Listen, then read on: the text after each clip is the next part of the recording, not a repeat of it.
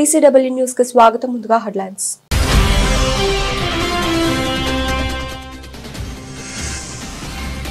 Russia అధ్యక్షుడు Putin ఆసక్తికర వ్యాఖ్యలు. రష్యా చమురు కొనుగోలుపై భారత్కు ట్రంప్ ఊరట ఇవ్వొచ్చని వెల్లడి.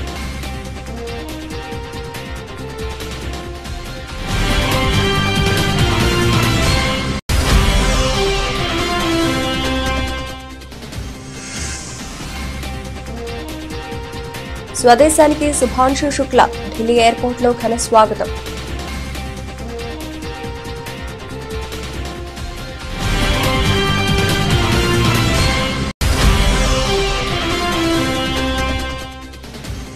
భారత గగన తలానికి సుదర్శన చక్రం. ఇక శత్రువుల ఆటలు సాగవు. 2035 నాటికి దేశంలోని అన్ని కీలక ప్రాంతాలకు భద్రత.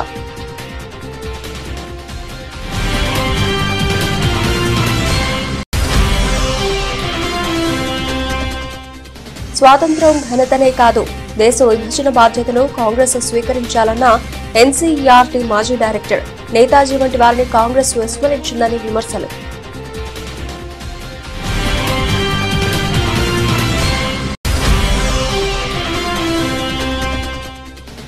కృష్ణ భగవానుడి ఆశీస్సుల కారణంగానే ప్రజా సమస్యలను పరిష్కరిస్తున్నారన్న సీఎం రేవంత్ రెడ్డి. ప్రజల సంక్షేమం, అభివృద్ధి కోసమే పనిచేస్తానని స్పష్టీకరణ.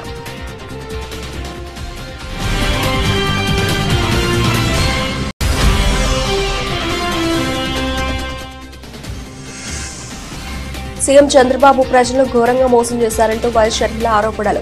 ఏడాది పాలనలో హామీల అమల్లో ప్రభుత్వం విఫలమైందని ధ్వజం.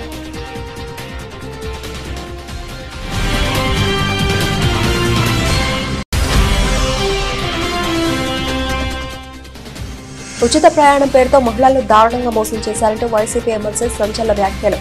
16 రకాల బస్సుల్లో కేవలం 5 రకాల బస్సులు మాత్రమే ఉచిత ప్రయాణం అని కళ్యాణి మండిపాటు.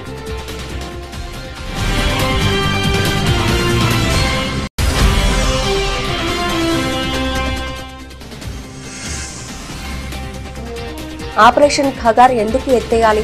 సీఎం రేవంత్, మాజీ సీఎం కేసీఆర్లను ప్రశ్నించిన కేంద్ర మంత్రి బండి సంజయ్.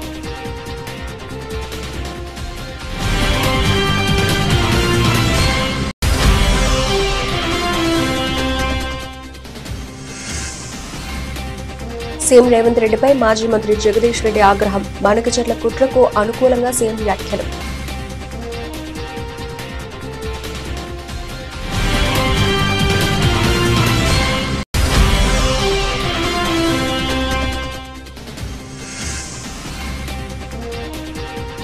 స్టాలిన్ రిలీజ్. మెగా అభిమానులకు చిరు స్పెషల్ వీడియో.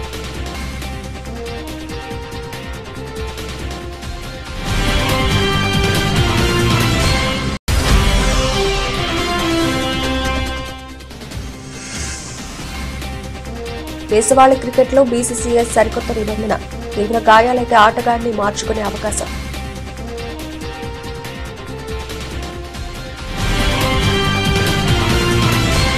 అమెరికా రష్యా సంబంధాలపై రష్యా అధ్యక్షుడు వ్లాదిమిర్ పుతిన్ ఆసక్తికర విషయాలు వెల్లడించారు. అలాస్కాలో జరిగిన శిఖరాగ్ర సమావేశం సందర్భంగా పుతిన్ మాట్లాడుతూ ట్రంప్ పరిపాలనలో అమెరికా రష్యా మధ్య ద్వైపాక్షిక వాణిజ్యం 20% పెరిగిందని ఆయన తెలిపారు. రష్యా నుంచి చమురు కొనుగోలు చేస్తున్న భారత్పై కఠినమైన సుంకాలు విధిస్తామని హెచ్చరించిన అమెరికా అధ్యక్షుడు డొనాల్డ్ ట్రంప్ ఆ తర్వాత తన వైఖరిలో మార్పు వచ్చినట్లు సంకేతాలిచ్చారు. భారత్పై సెకండరీ టారిఫ్లు విధించాల్సిన అవసరం బహుశా రాకపోవచ్చని ఆయన సూచనప్రాయంగా తెలిపారు. భారత్ అంటే ఒక పెద్ద ఆయిల్ క్లయింట్ ను రష్యా కోల్పోయింది. నేను సెకండరీ టారిఫ్ విధిస్తే అది వారికి చాలా నష్టాన్ని కలిగిస్తుంది. అవసరమైతేనే ఆ పని చేస్తాను. బహుశా చేయాల్సిన అవసరం రాకపోవచ్చు అని ఆయన పేర్కొన్నారు. ముందుగా ప్రకటించిన ప్రకారం రష్యా నుంచి ఇంధనం కొనుగోలు చేస్తున్నందుకు భారత్పై 25% సుంకాలు ఆగస్టు 27 నుంచి అమల్లోకి రావాల్సి ఉంది. అంతర్జాతీయ అంతరిక్ష కేంద్రంలో గడిపిన తొలి భారతీయ వ్యోమగామిగా చరిత్ర సృష్టించిన గ్రూప్ కెప్టెన్ శుభాంశు శుక్లా స్వదేశానికి చేరుకున్నారు. ఆదివారం తెల్లవారుజామున 2 గంటల సమయంలో న్యూఢిల్లీ విమానాశ్రయంలో దిగిన ఆయనకు కేంద్ర మంత్రి జితేంద్ర సింగ్, ఢిల్లీ ముఖ్యమంత్రి రేఖా గుప్తా, ఇస్రో చైర్మన్ వి నారాయణన్ ఘన స్వాగతం పలికారు. యాక్సియం 4 మిషన్ విజయవంతం తర్వాత శుభాంశు శుక్లా భారత్ రావడం ఇదే మొదటిసారి. ఆదివారం ప్రధానమంత్రి నరేంద్ర మోదీని కలిసే అవకాశం ఉంది. అనంతరం యూపీలోని సొంతూరు లక్నోకు బయలుదేరి వెళతారు. ఈ నెల 22, 23 తేదీల్లో జరగనున్న నేషనల్ స్పేస్ డేలో పాల్గొంటారు. ఆ తర్వాత అక్టోబర్లో మొదలయ్యే గగన్యాన్ మిషన్ 16లో పాల్గొంటారు.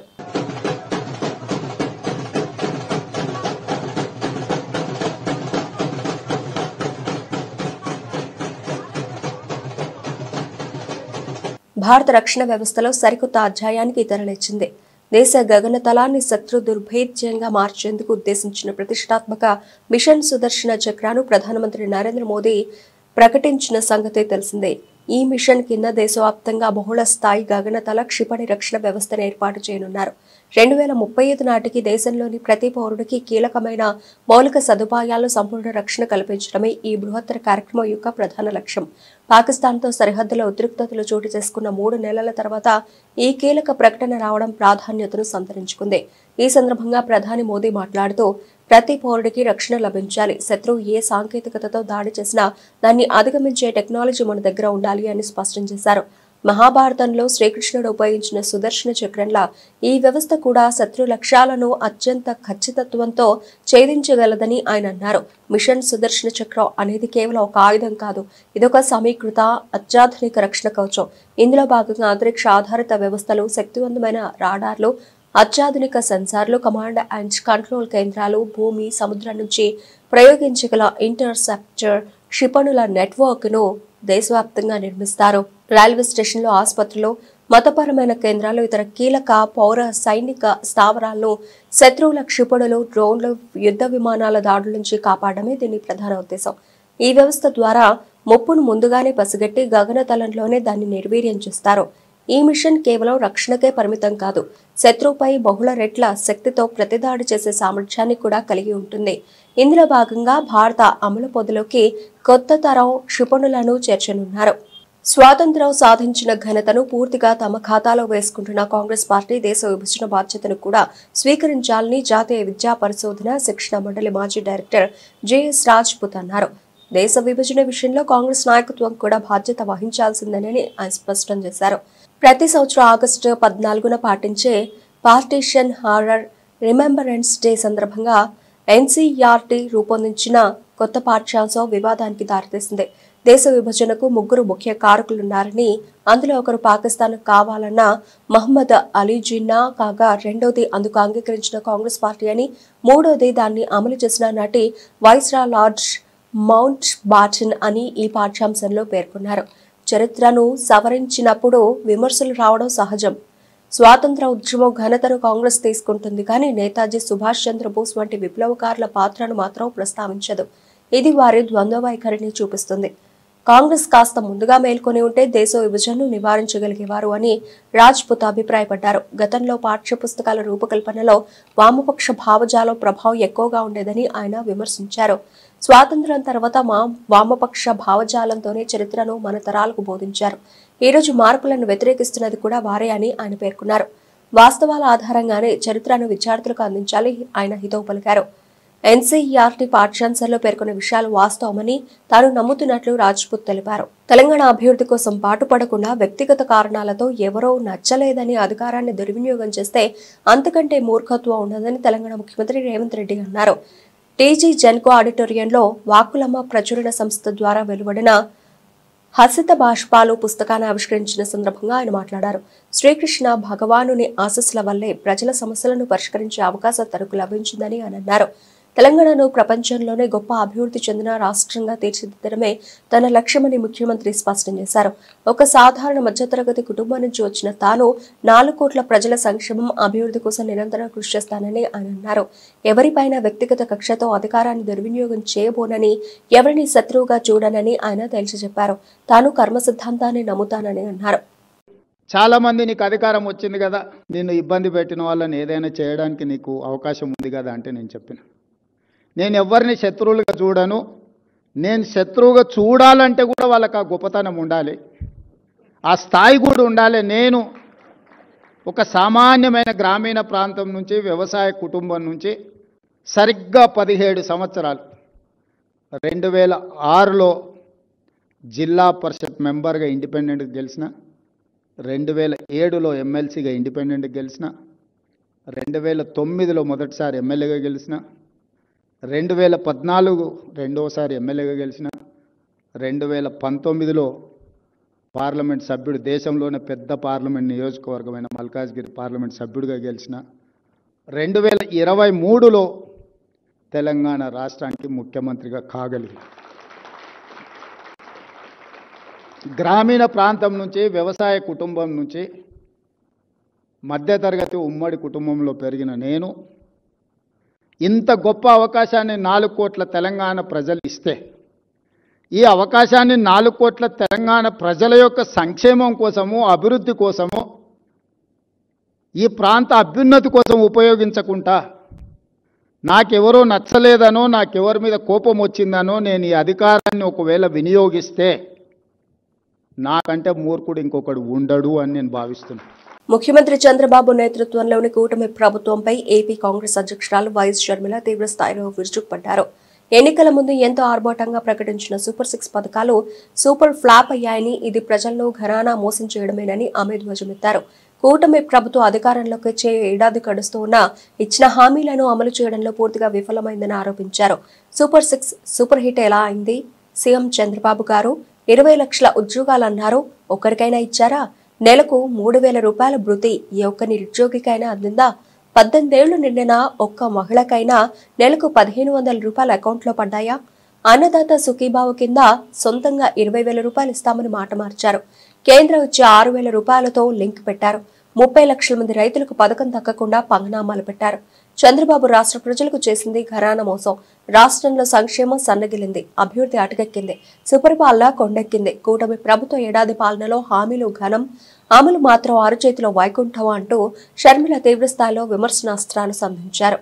జూబ్లీహిల్స్ నియోజకవర్గ ఉప ఎన్నికల్లో కాంగ్రెస్ పార్టీ జెండా ఎగురవేయాలని మంత్రి పొన్నం ప్రభాకర్ అన్నారు. నియోజకవర్గం పరిధిలోని ఎర్రగడ్డ డివిజన్ బూత్ ఇన్ఛార్జీలు, ముఖ్య నేతలతో మంత్రులు సమావేశమయ్యారు. ఈ సందర్భంగా మంత్రులు పొన్నం ప్రభాకర్, తుమ్మల నాగేశ్వరరావులు మాట్లాడుతూ నియోజకవర్గంలో పార్టీ గెలుపు కోసం పార్టీ శ్రేణులు తగిన విధంగా సమాయత్తం కావాలని పిలుపునిచ్చారు. ఎర్రగడ్డ డివిజన్లో నేతలంతా ఐక్యంగా పనిచేయాలని సూచించారు. అభ్యర్థి ఎవరైనా కాంగ్రెస్ పార్టీ విజయం కోసం కృషి చేయాలని సూచించారు. డివిజన్ బూత్ కోఆర్డినేటర్ కమిటీని ఏర్పాటు చేసుకోవాలని అన్నారు.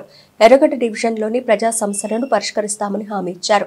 ఉప ఎన్నికల్లో కాంగ్రెస్ విజయం సాధిస్తే రాష్ట్ర అభ్యర్థికి సంకేతం అవుతుందని వ్యాఖ్యానించారు. ఒక దురదృష్టవశాత్తు ఉప ఎన్నిక కంటోన్మెంట్ వస్తే అక్కడ ప్రజలు విజ్ఞతతోటి కాంగ్రెస్ పార్టీని గెలిపించినారు. ఈ రోజు కూడా దురదృష్టవశాత్తు జూబ్లీహిల్స్ ఉప ఎన్నిక వచ్చింది. ఈ ఉప ఎన్నిక కూడా జూబ్లీహిల్స్ ప్రజలు కాంగ్రెస్ పార్టీని గెలిపించినట్టయితే హైదరాబాద్ ప్రాంత అభివృద్ధికి మరింత ఉత్సాహంగా ఈ ప్రభుత్వం పనిచేస్తుంది. ఇక్కడ ప్రజా సమస్యలు గత 10 సంవత్సరాలుగా నిర్లక్ష్యానికి గురైనాయి. గత 10 సంవత్సరాల అధికారంలో ఉన్న పార్టీ శాసనసభ్యుడు అయినప్పటికీ కూడా అనేక ప్రజా సమస్యలు పరిష్కారం కాలేదు. ఉదాహరణకు డబుల్ బెడ్రూమ్ ఇల్లు తీసుకున్నా, రేషన్ కార్డుకు సంబంధించిన తీసుకున్నా, ఇలా పెద్ద పెద్ద ఏరియాలలో జూబ్లీహిల్స్ నియోజకవర్గంలో డ్రైన్ల సమస్య, ఓవర్ఫ్లో అయిపోయి ఇళ్లకు పోయే పరిస్థితి నుంచి ఇవన్నీ కూడా అధిగమిస్తాం. తప్పకుండా జూబ్లీహిల్స్ ప్రజలను రాష్ట్ర ప్రభుత్వం ఇన్ని కార్యక్రమాలు చేస్తున్న దృష్ట్యా కాంగ్రెస్ పార్టీని ఆశీర్వదించే విధంగా కార్యాచరణ తీసుకుపోవాలని కోరుతూ కాంగ్రెస్ పార్టీ కార్యకర్తలందరినీ కూడా సమన్వయపరుస్తూ ముందుకుగా తుమ్మల నాగేశ్వరరావు గారు, డాక్టర్ వివేక్ గారు, నేను ఇన్ఛార్జ్ మంత్రులుగా, కొంతమంది కార్పొరేషన్ చైర్మన్లము పార్టీ క్రియాశీలకంగా సమాయత్తం చేస్తూ పోతా ఉన్నాం. మేము ఈ జూబ్లీహిల్స్ తిరిగే సందర్భంగా ప్రజల స్పందన కాంగ్రెస్ పట్ల సానుకూలంగా ఉంది. సర్వేలు కూడా అవే చెప్తాయి. తప్పకుండా కాంగ్రెస్ పార్టీ జూబ్లీహిల్స్ ఎన్నికల్లో గెలుస్తాం. ఆంధ్రప్రదేశ్ లో మహిళలకు ఉచిత బస్సు ప్రయాణ పథకంపై వైసీపీ మహిళా విభాగం రాష్ట్ర అధ్యక్షురాలు వరదు కళ్యాణి తీవ్రస్థాయిలో విమర్శలు గుప్పించారు. ఈ పథకం పేరుతో కూటమి ప్రభుత్వం మహిళలను దారుణంగా మోసం చేసిందని, వారి ఆశలను బస్సు టైర్ల కింద తొక్కేసిందని ఆరోపించారు. మంత్రి నారా లోకేష్ చేసిన వ్యాఖ్యలకు కౌంటర్ ఇస్తూ ఆమె ఘాటుగా స్పందించారు. దుర్గమ్మ పాదాల చెంత చంద్రబాబు, పవన్ కళ్యాణ్, లోకేష్ కలిసి మహిళలను వంచారని ఆమె మండిపడ్డారు. రాష్ట్రంలో ఏపీఎస్ఆర్టీసీకి 16 రకాల బస్సులు ఉంటే కేవలం 5 రకాల బస్సుల్లో అది కొన్ని ప్రాంతాలకే ఉచిత ప్రయాణాన్ని పరిమితం చేశారని విమర్శించారు. తిరుపతి, శ్రీకాళహస్తి, కాణిపాక, అన్నవరం వంటి పుణ్యక్షేత్రాలకు ఈ పథకం వర్తించకపోవడంతో 2.5 కోట్ల మంది మహిళలను మోసం చేసినట్లేనని ఆమె పేర్కొన్నారు. లగేజీతో మహిళలు 10-15 బస్సులు మారుతూ తిరుపతి వెళ్లడం సాధ్యమేనా అని ఆమె ప్రశ్నించారు. ముఖ్యమంత్రి అంటే చీటింగ్ మాస్టర్ గా మారిందని, కూటమి ప్రభుత్వం కోతల ప్రభుత్వంగా తయారైందని వరద కళ్యాణి ఎద్దేవా చేశారు. రాష్ట్రంలోని అన్ని బస్సుల్లో మహిళలకు ఉచిత ప్రయాణ సౌకర్యం కల్పించాలని ఆమె డిమాండ్ చేశారు. పేపర్లో, టీవీల్లో మనందరం చూసాం, పెద్ద పెద్ద హెడ్డింగ్లు పెట్టి ఉచిత బస్సు ప్రయాణం మహిళా సాధికారత కోసం అనేసి తెగ హడావుడి చేశారు. ఆ హడావుడి చూసి నాతో సహా ఈ రాష్ట్రంలో ఉన్న 2.5 కోట్ల మంది మహిళలందరూ ఎంతగానో ఎదురు చూడడం జరిగింది. నిన్న ఏమి వీళ్ళు ఇస్తారా అనేసి ఎంతగానో ఆశపడ్డాం. రాష్ట్రం అంతా కూడా ఉచిత బస్సులో ప్రయాణం చేయొచ్చు అనేసి చూసేసరికి వీళ్ళు ఉచిత బస్సు లాంచ్ చేశారు. దానిలో అర్థమైన విషయం ఏంటంటే మహిళల ఆశల్ని బస్సు టైర్ల కింద తొక్కి పడేశారు. తీసుకుంటే నిన్న శ్రావణ మాసం శుక్రవారం మహిళలందరూ ఎంతో పవిత్రంగా భావించే రోజు. అలాంటి రోజు ఈ విధంగా మహిళల్ని దారుణంగా మోసం చేయడం ఎంతవరకు సమంజసమని నేను అడుగుతూ ఉన్నాను.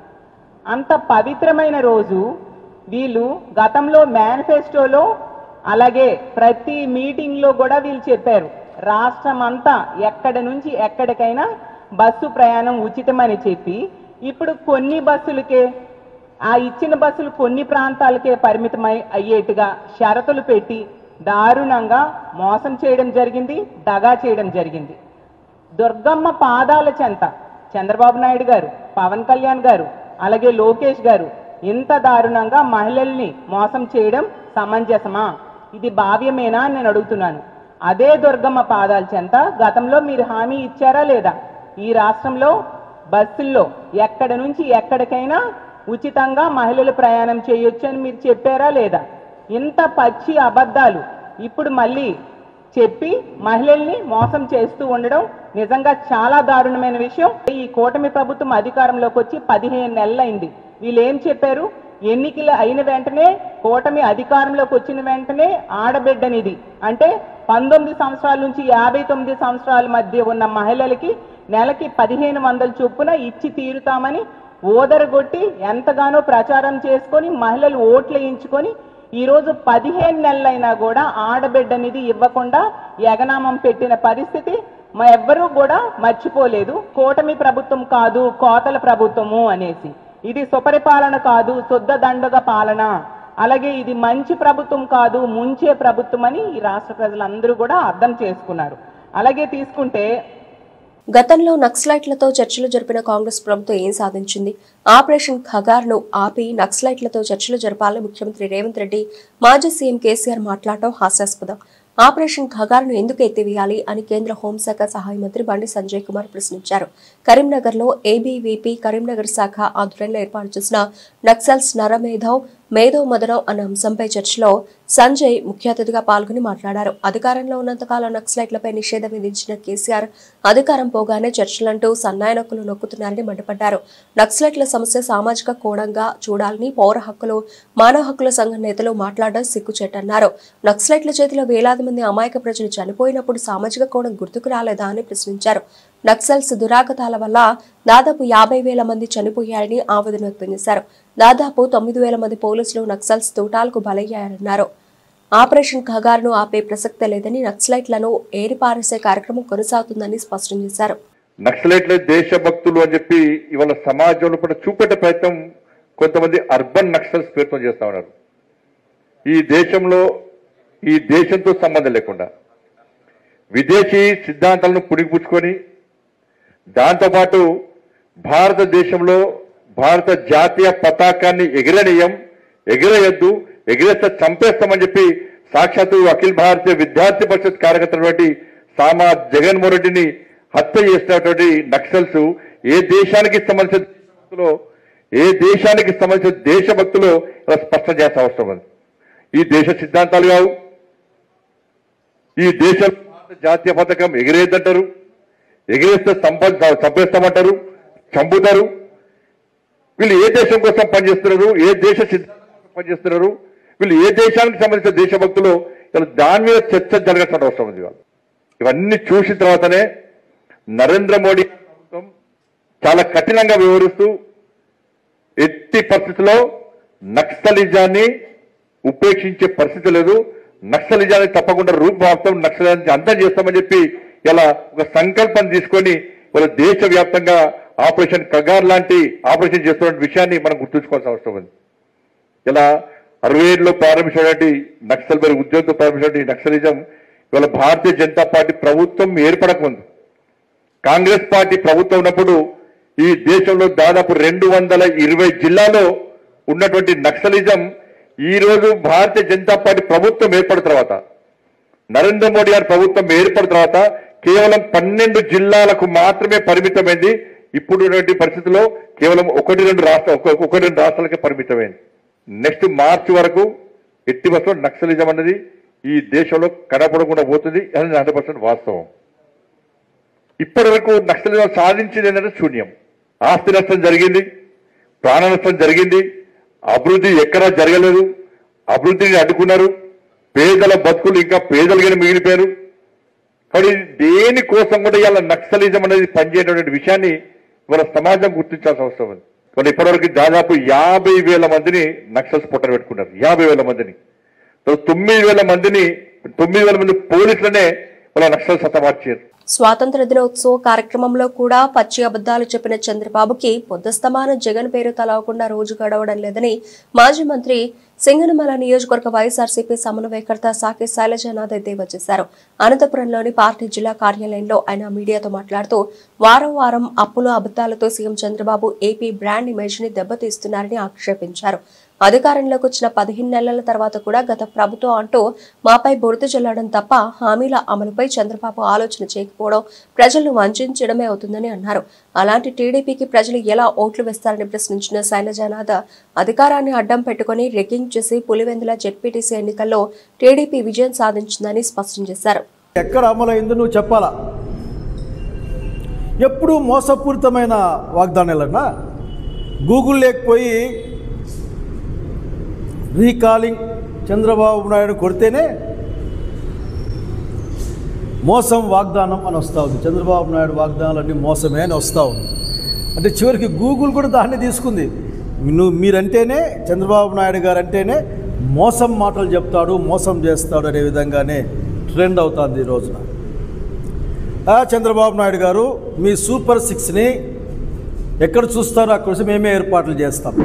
ఎందుకంటే ఇప్పటికే 2 లక్షల కోట్ల రూపాయలు అప్పు చేసి కూడా ఎవరికి కూడా ఏమీ ఇవ్వకుండా, కేవలం డబ్బులు ఏమైనాయో కూడా చెప్పకుండా ప్రతి వారం అప్పులు చేసుకుని ఈ రాష్ట్రాన్ని అధోగతి పాలు చేస్తున్న మీ నాయకత్వంలో ఉన్న ఈ రాష్ట్రానికి చెప్పేదేమంటే మీకు ఇబ్బంది ఏమో చూసుకోండి. వచ్చి ఒక్కసారి మా ఊర్లో అయితే మా జిల్లాలో రోడ్డు మీద పడే కొట్టుకుంటూ ఉంటారు మా సారాయంగన్ల కోసం.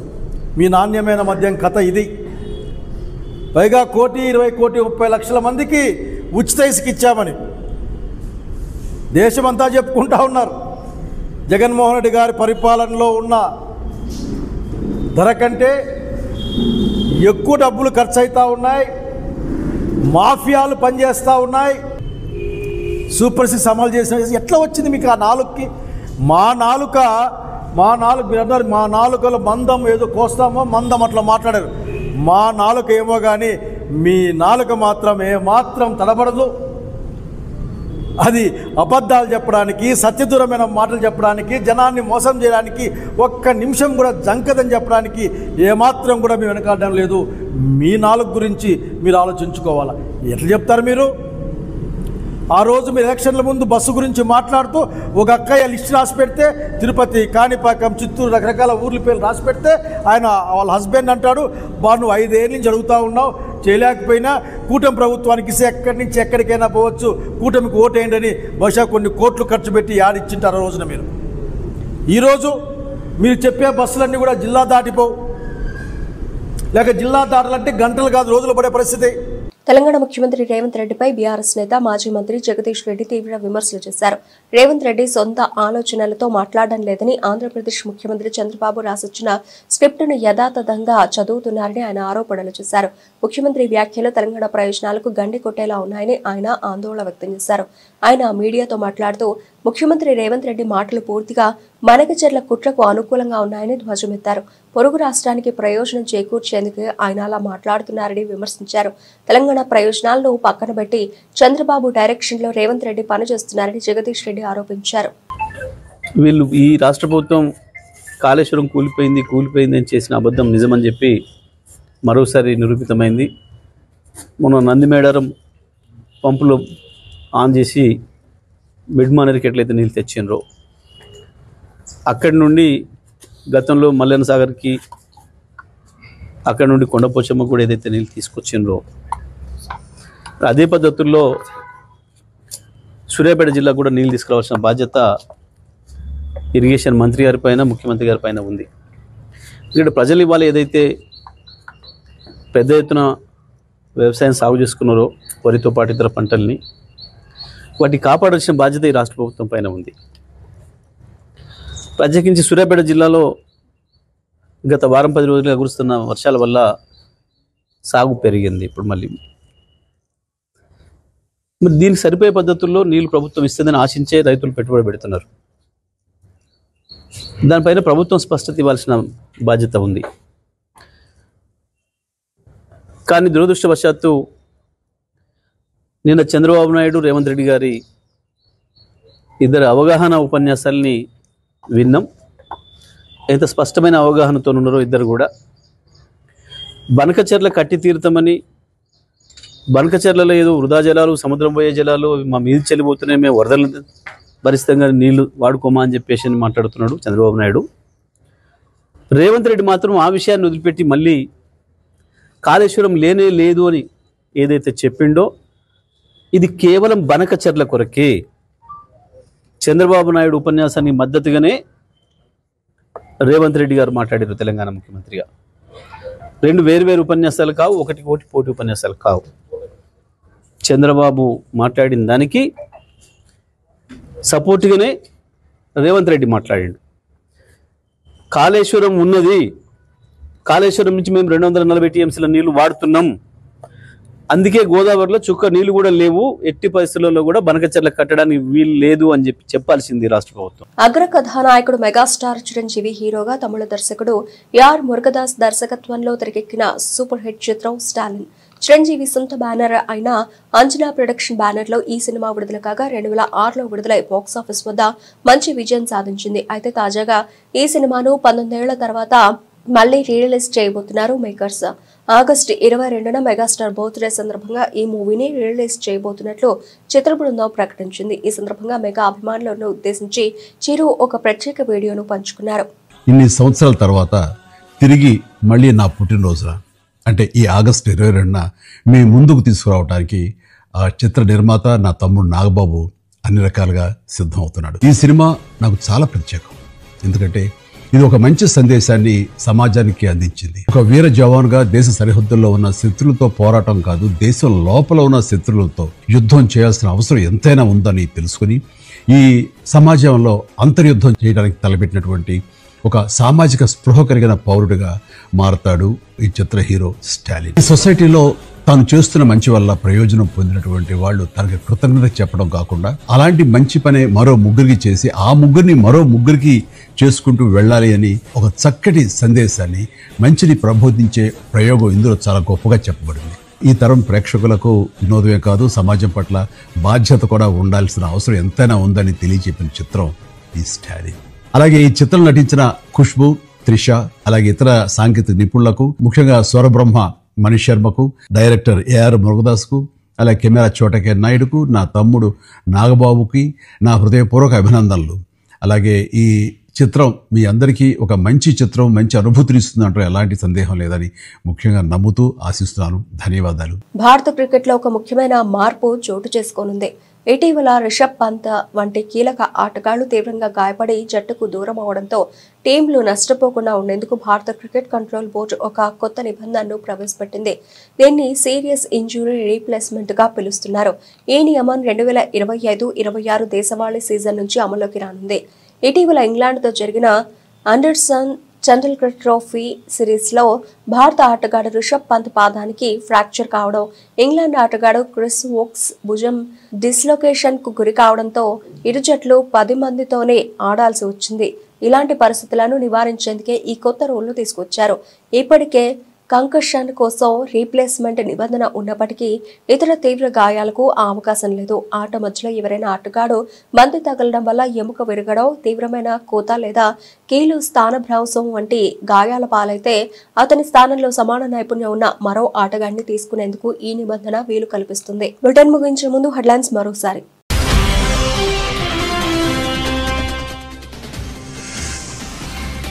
రష్యా అధ్యక్షుడు పుతిన్ ఆసక్తికర వ్యాఖ్యలు. రష్యా చమురు కొనుగోలుపై భారత్కు ట్రంప్ ఊరట ఇవ్వొచ్చని వెల్లడి.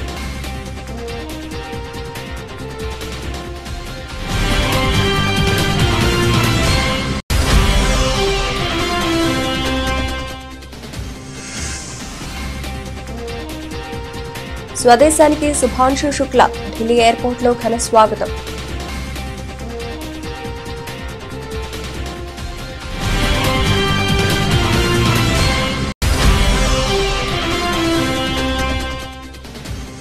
భారత గగన తలానికి సుదర్శన చక్రం. ఇక శత్రువుల ఆటలు సాగవు. 2035 నాటికి దేశంలోని అన్ని కీలక ప్రాంతాలకు భద్రత.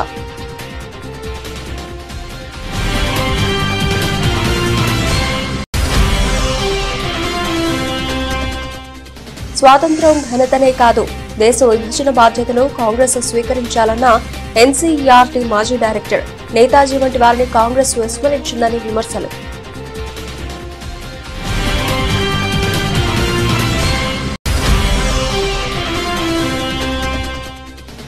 కృష్ణ భగవానుడి ఆశీస్సుల కారణంగానే ప్రజా సమస్యలను పరిష్కరిస్తున్నానన్న సీఎం రేవంత్ రెడ్డి. ప్రజల సంక్షేమం, అభివృద్ధి కోసమే పనిచేస్తానని స్పష్టీకరణ.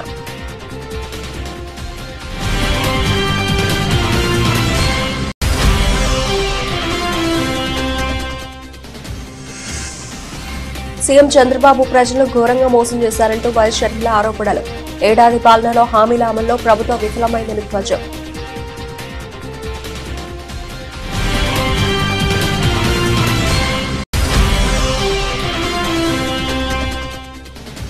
ఉచిత ప్రయాణం పేరుతో మహిళలను దారుణంగా మోసం చేశారంటూ వైసీపీ ఎమ్మెల్సీ సంచలన వ్యాఖ్యలు.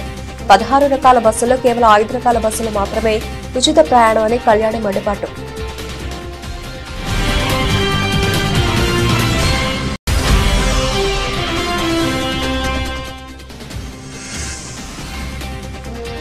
ఆపరేషన్ ఖగార్ ఎందుకు ఎత్తేయాలి?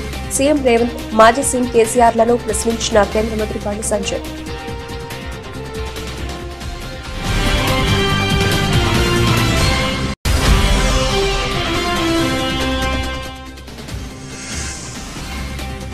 సీఎం రేవంత్ రెడ్డిపై మాజీ మంత్రి జగదీష్ రెడ్డి ఆగ్రహం. బాణకచెట్ల కుట్రకు అనుకూలంగా సీఎం వ్యాఖ్యలు.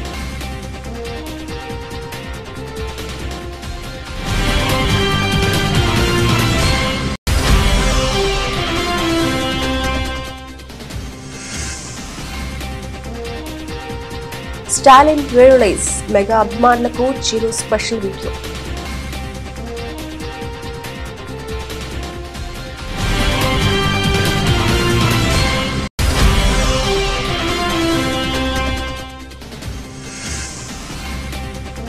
దేశవాళీ క్రికెట్లో బీసీసీఐ సరికొత్త నిబంధన. తీవ్ర గాయాలైతే ఆటగాడిని మార్చుకునే అవకాశం.